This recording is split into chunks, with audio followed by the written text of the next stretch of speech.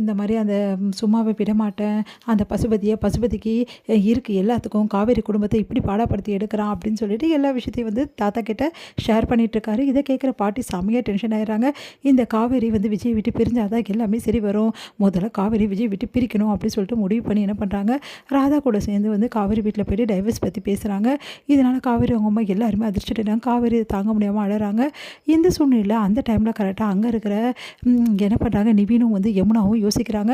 அப்போ யமுனா ஓ இப்படி தான் கதை நடக்குது, அதனால தான் காவேரி அங்கே போகலையா, இதை முதல்ல விஜய் கிட்ட சொல்லணும் அப்படின்னு சொல்லிட்டு விஜய்க்கு ஃபோன் பண்ணி வர சொல்கிறாங்க. விஜய் வந்தோடனே எதுக்காக என்ன ஃபோன் பண்ணி வர சொல்கிற, காவேரியை பற்றி இன்னும் ஏதாவது சொல்ல போறியா தப்பானு, நான் அதுக்காக ஒன்றும் வர சொல்ல, காவேரி ஏன் வரல நீங்கள் கேட்டிங்களே, எல்லாத்துக்கும் காரணம் உங்கள் வீட்டில் உள்ளவங்க தான் அப்படின்னு சொல்லிட்டு இந்த மாதிரி அவங்க பாட்டியும் அவங்க சித்தியும் சொன்ன எல்லா விஷயத்தையும் சொல்கிறாங்க. அதை கேட்டு பயங்கரமாக அதிர்ச்சியோட என்ன சொல்கிற, ஆமாம் எனக்கு டைவர்ஸ் பற்றிலாம் பேசிட்டு போயிருக்காங்க, ஆல்ரெடி வராத காரணமாக அவங்க தான், இப்போ காவேரி வராத காரணமாக அவங்க தான் அப்படின்ற மாதிரி சொல்கிறாங்க. அதை கேட்டு விஜய் செமையாக டென்ஷன் ஆகிடுறாரு. சரி அம்மா இதுக்கப்புறம் நான் பார்த்துக்கிறேன், காவேரி உங்கள் கூட வந்துடுவாள்ல, அதெல்லாம் வந்துடுவா, நீ வேலையை பார்த்துட்டு போ அப்படின்றாரு.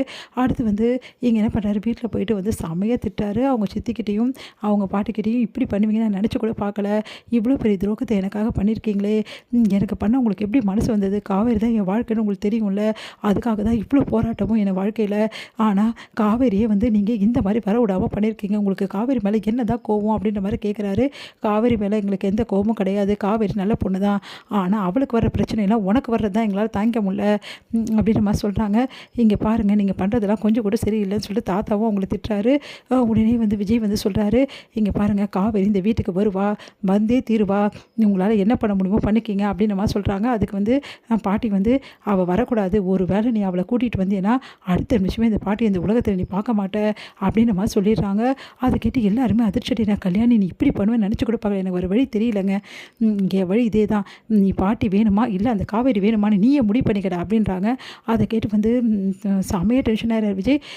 அப்போது காவேரி இங்கே வந்தால் நீங்கள் இருக்க மாட்டீங்களா பாட்டி, ஆமாம் நான் இருக்க மாட்டேன், அப்போ நானும் காவேரி தண்ணி கொடுத்துன்னு போயிடுறேன் பாட்டி அப்படின்னோடனே, அப்படி போக ஒன்று விட மாட்டேன்டா, நீயும் இந்த வீட்டை விட்டு போகக்கூடாது, காவேரி இங்கே வரக்கூடாது, இதுக்கு சம்மதிச்சா சரி, அப்படி நீ சம்மதிக்கலன்னா இந்த பாட்டி இதுக்கப்புறம் நீ பார்க்க மாட்டேன் அப்படின்னு மாதிரி சொல்கிறாங்க.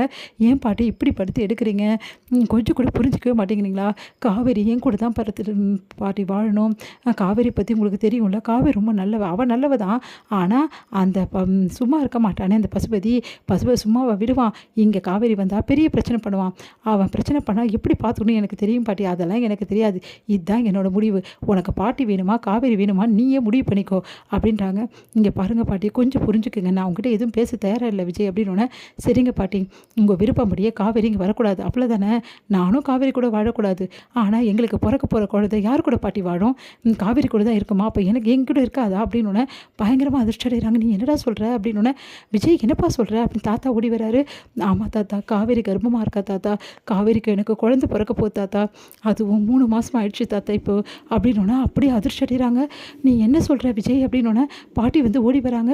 நீ சொல்கிறது உண்மையா விஜய், நீ இல்லை எனக்காக போய் சொல்கிறியா, நான் ஏன் பாட்டி போய் சொல்லணும், நான் உண்மையை தான் சொல்கிறேன், காவேரி கர்ப்பமாக இருக்கா, அதனால தான் காவேரி நல்லா பார்த்துக்கணும், வீட்டுக்கு கூட்டின்னு வரணும், அவளை கவனிச்சுக்கணும்னு நான் நினைக்கிறேன், இது தப்பா பாட்டி, நம்ம வீட்டு வாரிசு காவேரி வயிற்றில் வளருதா, என்னடா சொல்கிற, ஆமாம் ஆமாம் தாத்தா உண்மை தான் நான் சொல்கிறேன், கல்யாணி இப்படி பண்ணிட்டேடி, காவேரியும் விஜயும் நல்லா சேர்ந்து வாழ்ந்திருக்காங்க, இந்த விஷயம் எனக்கு முன்னாடியே தெரியும், அதனால தான் நான் அடக்கி வாசித்தேன், ஆனால் நீ இதை தெரியாமல் இந்த மாதிரி பண்ணிட்ட, என்னங்க சொல்கிறீங்க, ஆமாம் ஆமாம் கல்யாணி, காவேரியும் விஜயும் சேர்ந்து வாழ்ந்துட்டாங்க, அவங்க வாழ்க்கையை எப்போவோ ஆரம்பிச்சிட்டாங்க, இந்த விஷயம் விஜய் என்கிட்ட சொல்லிட்டான், ஆனால் இவ்வளோ நாளாக நான் அவங்ககிட்ட சொல்லாத காரணம் அவங்களே சொல்லுவாங்கன்னு தான், ஆனால் இந்த மாதிரி பண்ணி வச்சுட்டியே, உனக்கு கொஞ்சமாவது மூளை இருக்கா அப்படின்ற மாதிரி கேட்குறாரு. சாரிங்க என்னை மன்னிச்சிடுங்க அப்படின்றாங்க.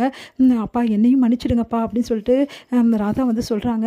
இப்போ என்னங்க பண்ணுறது, இவ்வளோ பண்ணி வச்சிட்டிங்க, இப்போ என்ன பண்ணுறது, எப்படியாவது சாரதாவை சமாதானப்படுத்தி காவேரியை கூட்டின்னு வர வழியை பாருங்கள்.